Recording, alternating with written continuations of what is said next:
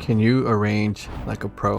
Yes or no, either way, I'm gonna show you how I make musical cliffhangers. So here's the deal. Arranging beats in FL Studio is like telling a story. You have the power to create twists and turns and anticipation. So let's find out how to keep your listeners hooked. So we're going to be breaking down the arrangement of this beat that I made. We have a 16 bar intro, and then we have 3 drops. This is the first drop right here.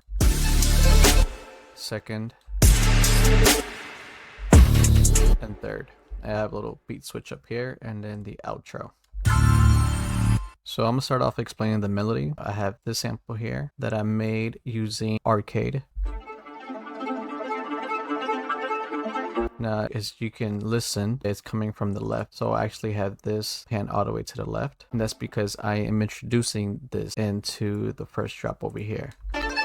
And this is actually, the volume's a little bit lower compared to the drop over here. This is the main melody for the intro, this one right here. And that's because it's completely in the center. I don't have it panned anywhere. So together, I'm basically using this as the foundation right here. And this one, I'm basically just introducing the melody. It's like little violins. Well, they're not little violins, but you know.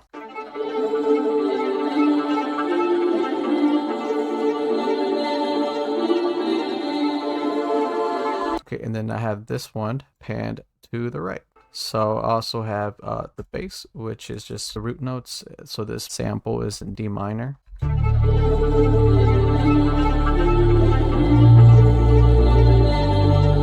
And I always use slides on synth basses because I like how they sound better. And on top of that, I have another layer that I added on top of everything.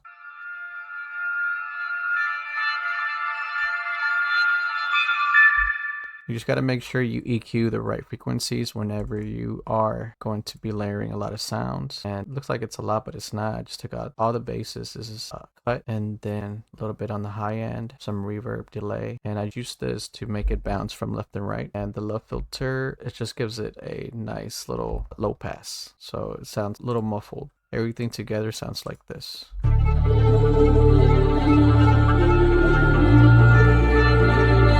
And I have this automation for that, so it's actually panning from right to left, I believe.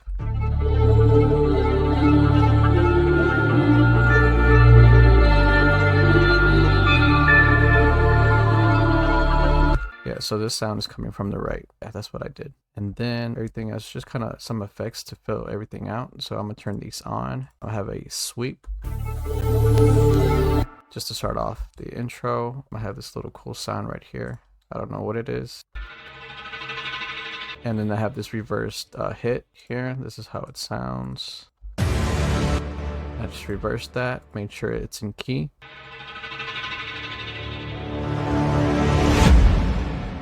A little dramatic hit. And then I have this just backyard noise. So it sounds like little birds in it.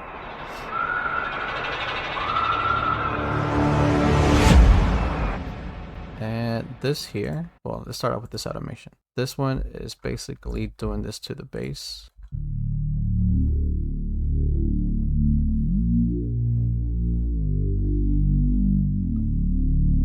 Okay, and I use the Fruity filter for that. So for the mixing, this is what I have on the bass. I have I just cut on the highs, then the compressor just to even it out, and a Fruity filter to make that automation, and just a little bit of blood drive. So it just gives a little bit of saturation. So saturation just means it gives a little bit more color. So I have that.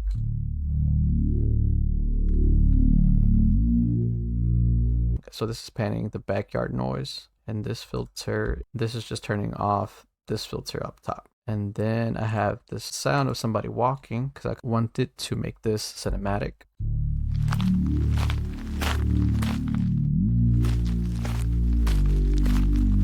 And I think this is panning the walking on gravel. And then I have a little voice. And then I have this little drum fill right here. Added some reverb to that. And then one of my favorite risers right here. Okay, so here's the intro.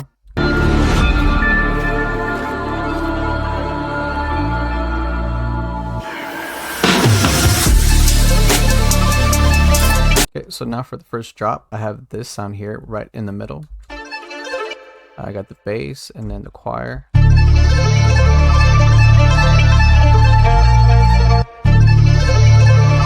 I got a pad, which is just a one shot. And when you want to make it interesting, you always want to make cuts here. So if you can see, I have a lot of cuts in the drum so I can kind of emphasize certain parts here. Well, let me explain the effects first. So we got this sweep down. So from this effect, it goes to here. Let's turn this on.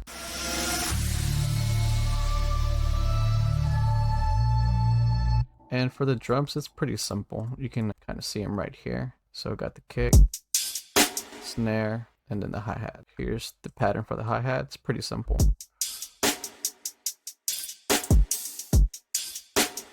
And the reason I wanted to keep it simple on the drums is because I have some crazy 808 slides coming up. And then here I have some open hi-hat, and I have another snare to layer this snare right here.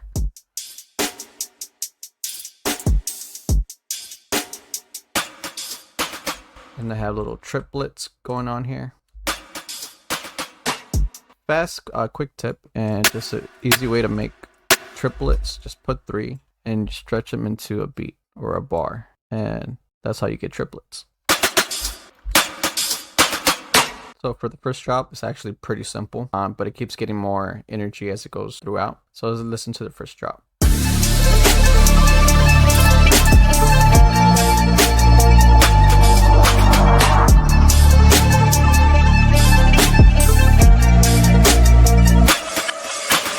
Okay, and then I have this little transition that I made right here, which is kind of chopping it up to where I wanted it to sound. Like here, this here is just, I think, just a copy of that. And it goes very well with this triplet here. And I think I have a white noise. So this is just the reverse of this sound here. So this actually is from one of my sample packs that I'm working on. It's like a one shot. So it has seagulls, it has a little bit of the ocean sound and like a soundscape in the back. And for the second drop, I added this 808, and it's pretty simple also. It's just a lot of octaves. This is how it looks. I'm gonna have you listen to it, and then I'm gonna explain what I did.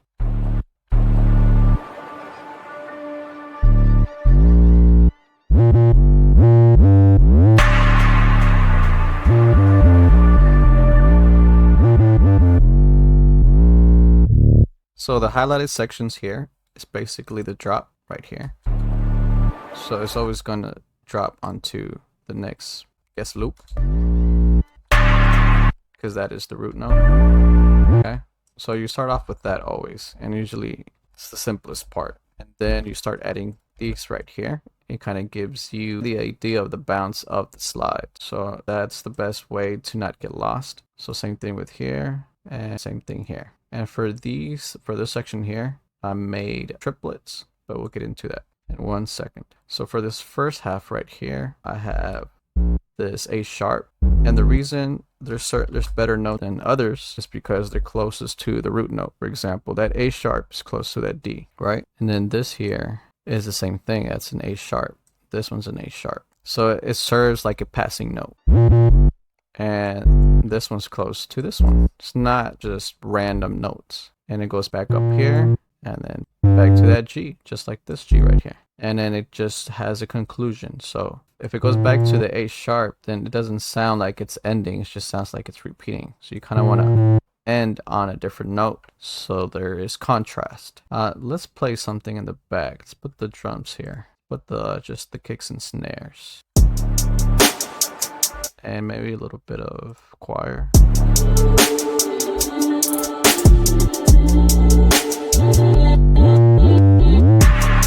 Okay, so dun dun dun dun. So it's like a conversation. It has to have a beginning, middle, and then end. And this part is actually also easy. So same thing. I use A sharp as a passing note.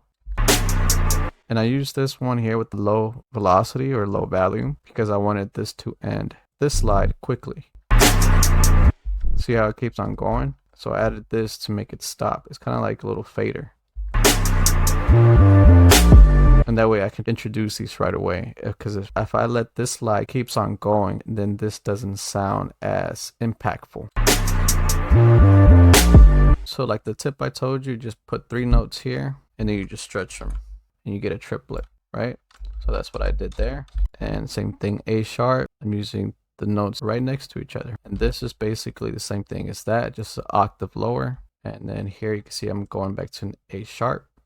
And same thing up here, A sharp, A, G, and then F, and it's G, and then A sharp. Your ear will tell you the direction of the melody. Just listen to your instinct. This is kind of very instinctual, and I think everybody has that. Okay, and for the final drop, it's actually a drill switch up. Well, there's a transition here. Before I get to that, there's a transition into the drill beat. The switch up is right here. So that's a drop. Okay, and in this section here, I just chopped up the choir. And this here is just panning from right to left, right, left, right, and back to the middle. And then I have this little effect right here. And this goes very good with those slides right here that I made, I believe. Yeah. So it's this part. It's the ending of this one.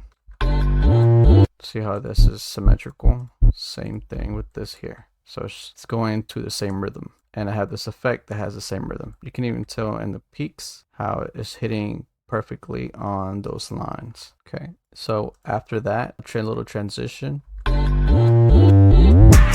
Oh, and another good thing, this little thing right here will make just your kicks sound way much more harder. And this is actually kick reverse, and it's actually the kick that I'm using for the drum loop for these drums. It just sounds way better. Okay, so here I'm introducing this effect right here. And I'm panning this coming from the right. It's coming from the right. The left. And introducing the drill beat. In the drill beat, I used the synth bass. And this one here, I have little nice cool little cuts right here. So I'm going to show you that in a minute. Let's go see the 808 first. Okay, so for this 808, let's play just these 2 sounds.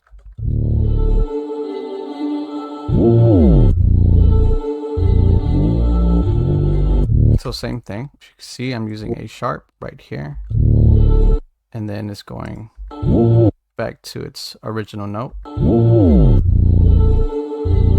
You can see these slides are much more longer, and that's because I wanted to giving like a little, how to explain it, the pitch, well, the slide is way longer, not instant, and so it gives a different voice.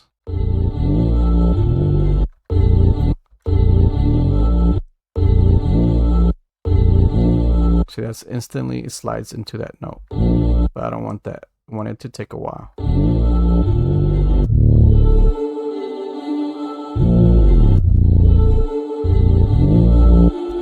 Okay, so let's listen to it with the drums. Okay, so for right here, I cut the drums to introduce this little cool, call it like little ear candy. So I have this reverse kick that I showed you earlier.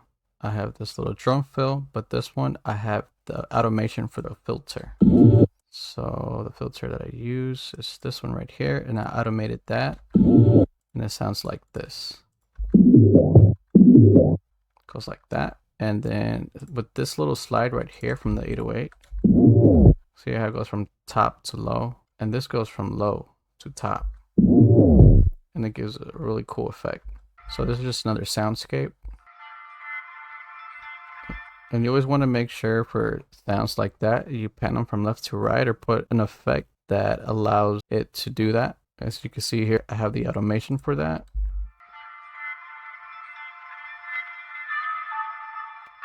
So I EQ'd the lows. That's the frequencies I wanted to focus. Reverb, delay, stereo enhancer, and just a filter.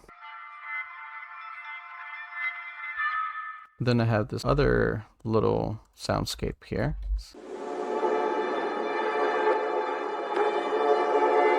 And the reason I have this down low, the volume should be low compared to these, is because on that section, that's a little thing that I have going on here. So I just made sure that this part was low compared to these. See right here, it says that I increased the volume here by this much. And that's what I like about the new FL Studio 21. I have these snares that are added to on top of this drum loop, just to make it a little bit harder. You always want to make sure that adding actually adds value or quality to that part instead of making it just muddy. And then I just chop this up it's a very simple chop. I just had that part repeat because drill melodies are pretty simple and repetitive.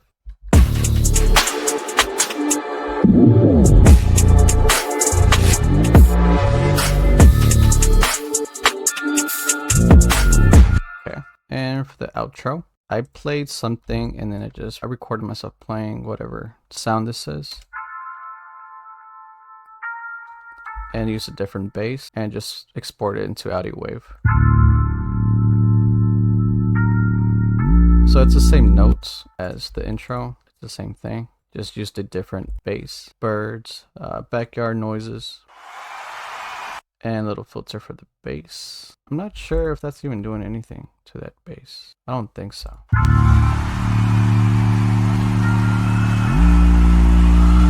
So this is the transition effect to that outro.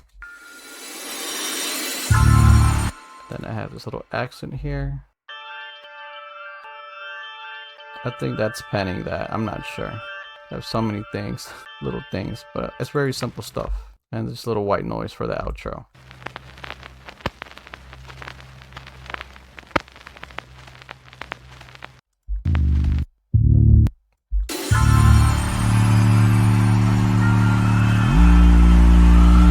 All right, so let's listen to everything together.